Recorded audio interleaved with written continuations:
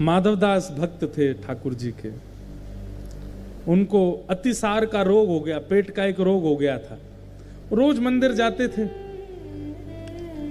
अच्छा, एक बात तो आपको पता होगी, एक नहीं पता होगी, वो मैं बताऊंगा, सुनो।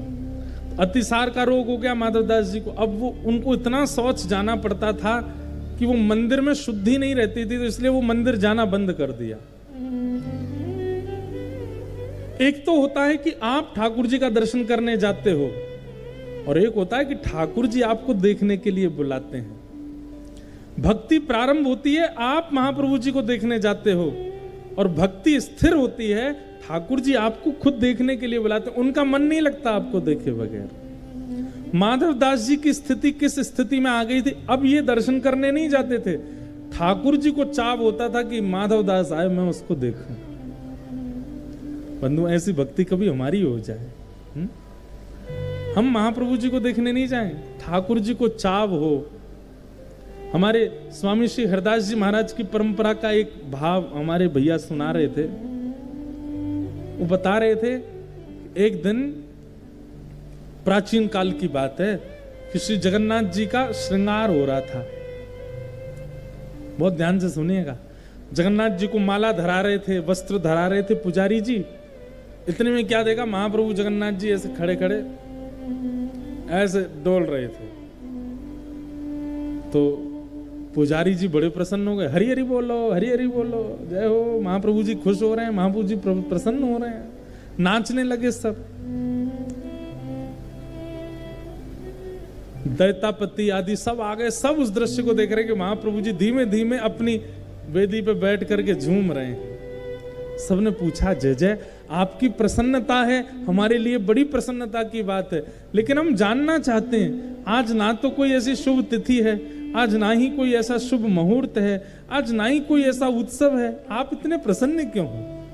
और अभी तक तो कोई भोग भी नहीं धराया आपको कि भोग पाके खुश हो गए हो, ना श्रृंगार पूरा हुआ, इतने खुश क्यों हो रहे हो आप सुबह ही सुबह? ठाकुर जी, आपकी निजी बात हो सकती है, लेकिन हमको भी बताइए ना, हम भी खुश हो जाएंगे सुनकर के, आप इतने प्रसन्न क्यों हो?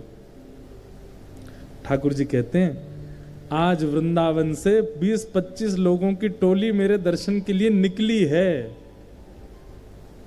और उस समय में ट्रेन तो होती नहीं, फ्लाइट होती नहीं, या तो बैलगाड़ी साधन, और अब मुझे इतनी प्रसन्नता हो रही है कि उनको 15 दिन लगेगा मेरे पास आने में, तो उनकी निकलने की खबर मुझको पड़ी और मैं खुश हो रहा हूं कि अब ब्रजवासी मेरा दर्शन करने के लिए आ रहे हैं। ठाकुर जी झूम रहे हैं। पुजारी जन इतने प्रसन्न हो गए, बोले जय हो भगवान।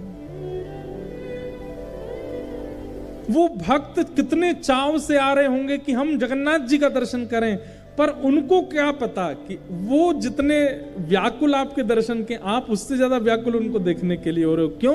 क्योंकि वो ब्रज से आ रहे हैं, क्योंकि वो रसिक जन आ रहे हैं, क्योंकि वो ब्रज के सेवक जन आ रहे हैं। जगन्नाथ जी बोले, सुनो, ये सब बड़े भजन निष्ठ आ रहे हैं, जितने भी आ रहे हैं, मेरा भजन बहुत करते हैं, इनके लिए उत्तम व्यवस्था कर दो, आदि आदि सब। 15 दिन बाद जब वो सब ब्रजवासी पहुंचे तो महाराज पुष्पों से उनका स्वागत हुआ, सबने उनकी बढ़िया व्यवस्था की। बोले, हमने कोई पत्र तो भेजा नहीं, हमने आप लोगों को बताया तो था नहीं कि हम आ रहे हैं, आपको ये और इतनी व्यवस्था, इतनी सेवा करने की क्या आवश्यकता?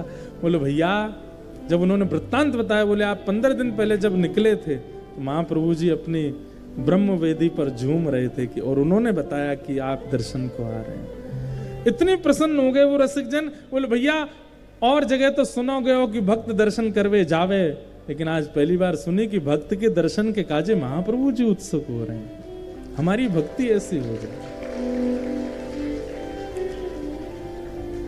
हमारी भक्ति ऐसी हो जाए कि ठाकुर जी उत्सुक हैं हमको देखने के लिए। तो माधवदास जी उसी स्थिति के थे। ठाकुर जी पूरे दिन मानो जैसे व्याकुल होकर के अपने नेत्र खोल करके, और मैं तो कहता हूं जगन्नाथ जी की पता पलकें नहीं है, श्री जगन्नाथ जी के ये पलकें नहीं है। क्यों? ठाकुर जी ऐसे आंख खोल करके, और यूं भी नहीं कि और जगह तो आप देखोगे ठाकुर जी के कैसे नेत्र, कटाक्ष नेत्र हैं, छोटे छोटे नेत्र हैं, धीमे धीमे खोलते हैं, पर जगन्नाथपुरी में तो ऐसे खोल के बैठे हैं। जैसे कोई व्यक्ति अगर ऐसे अपने नेत्र कर ले तो और नेत्र बड़े हो जाते, पलक झपक नहीं पाती। तो मानो ऐसा लगता है महाप्रभु जगन्नाथ जी ऐसे बैठे, सबको क्यों देख रहे हैं ऐसे? बोले भैया मेरे दर्शन में भीड़ ज्यादा भई और तेरी पलक कहीं झपक गई, तू वो नहीं देख पाया तो चिंता मत करियो, मैं तो देख रहा हूं, मेरी नजर तो पे ही है, मैं तो ये देख रहा हूं। और अकेले नहीं खड़े, बगल में तुम भी खोलो अपनी आंख। तो सुभद्रा जी ने भी खोल ली, बलभद्र जी ने भी खोल ली। बोले ये दोनों क्यों खोल के बैठे हैं? जगन्नाथ जी बोले भाई लाखों लोग आएंगे, मैं ज्यादा से ज्यादा 1-1.5 लाख लोगों को देख लूंगा, बाकी के जो बच कुछ जाएंगे उनको तुम देख लेना और फिर बाद में मुझे दिखा देना। ये भी आए थे इसलिए बलभद्र जी सुभद्रा जी भी ऐसे बैठे हैं, ऐसे जगन्नाथ जी हमारे ऐसे बैठे हैं। पलक है ही नहीं है, झपकते ही नहीं है कभी। जब रात में बड़ श्रृंगार होता है जगन्नाथ जी का पुष्पों का, तब पलक धराई जाती है जगन्नाथ जी को कि अब ठाकुर जी शयन का समय आ गया, अब नेत्र बंद करो, तब पलक धराते, नहीं तो पलक है ही नहीं जगन्नाथ जी की। अगर मैं ऐसा कह दूं तो इसमें कोई अतिशयोक्ति नहीं।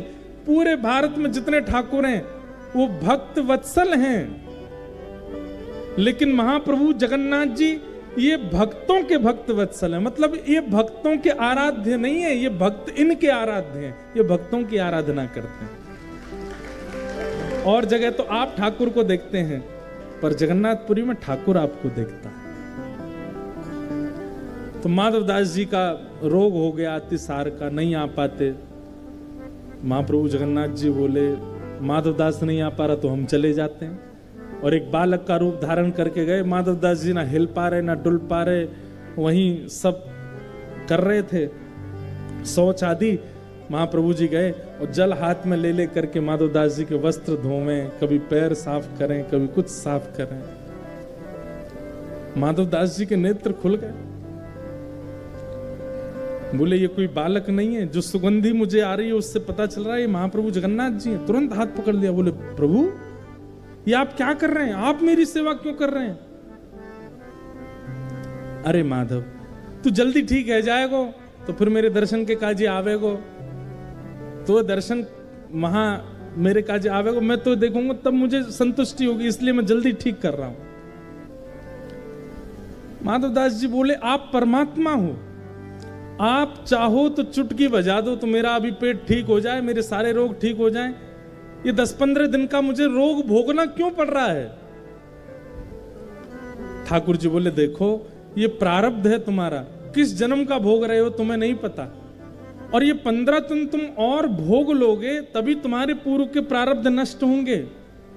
अगर मैं परमात्मा दृष्टि से तुम्हारे 15 दिन के प्रारब्धों को तुमको ना भोगने दूंगा तो इनको भोगने के लिए तुम्हें फिर से जन्म लेना पड़ेगा।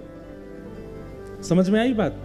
यदि अभी आए संकट को तुमने नहीं भोगा तो उसके लिए तुम्हें दोबारा जन्म लेना पड़ेगा। 15 दिन का संकट भोगने के लिए तुम्हें फिर से आना पड़ेगा। माधवदास जी बोले नहीं भगवान मैं सह लूंगा, पर आप मेरी सेवा मत करो, आप चले जाओ। लेकिन ठाकुर जी कहां मानने वाले थे। शाम तक तो माधवदास जी स्वस्थ हो गए, ठीक हो गए, सारा रोग ठीक हो गया।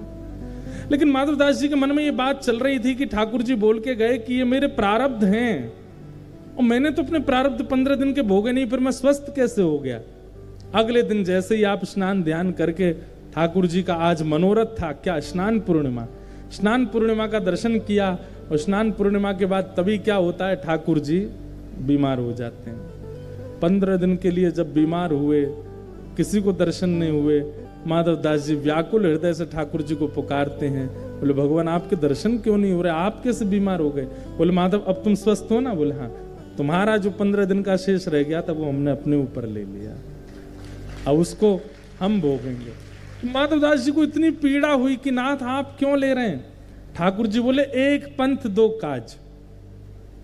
ए माधव सुन, तू इतना परेशान मत हो, ये 15 दिन के बीमार होने के पीछे एक कारण और है। माधवदास जी बोले क्या? क्योंकि माधवदास जी तो सौगंध दे रहे थे कि आप अभी स्वस्थ हो, मैं भोगूंगा, मेरा प्रारब्ध, आप क्यों ले रहे हैं अपने ऊपर? ठाकुर जी बोले नहीं नहीं तू चिंता मत कर, एक बार में 2 काम हो रहे हैं। भगवान माधवदास जी बोले क्या?